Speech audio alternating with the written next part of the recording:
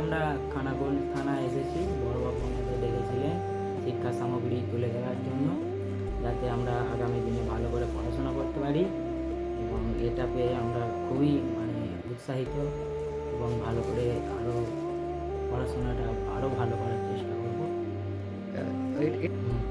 খুব খুশি। নাম? অমলেশ বাগ, কিসে পড়াশোনা? 10, কোন school? Magri Jatindranath Harijan high school, বাড়ি কোথায়? পাটাশিয়া। এই যা বলছে কানে নেবেন না, ঠিক আছে? এরকম জায়গায় বসতে হবে তো তোমাদেরকেও? ইচ্ছা আছে? সাদা কাগজ? হ্যাঁ, বড় অফিসার হওয়ার ইচ্ছা আছে? কি ইচ্ছা আছে তোমাদের? বসো। তুমি কি খেলো?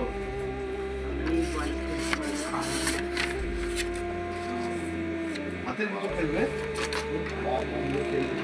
এই বয়সে পা ঝুলে যাবে আবার। তোমার অনেক কি খেলতে ভালোবাসো?